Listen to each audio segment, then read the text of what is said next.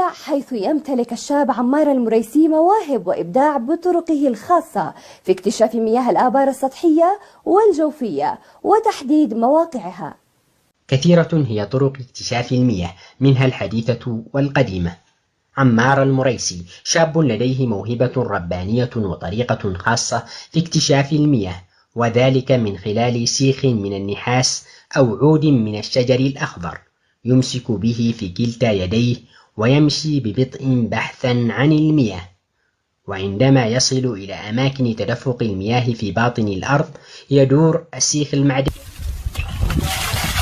هذا الموهبة هي بفضل الله سبحانه وتعالى، اكتشفتها عام 2020 عندما رأيت جدي حفظه الله ورعاه كان يحدد الآبار بهذه الطريقة. من تكتشف الآبار والحمد لله حصلت على توفيق وشهرة واسعة على مستوى اليمن، واستطعت في هذا الشهر زيارة أكثر من 12 محافظة في اليمن.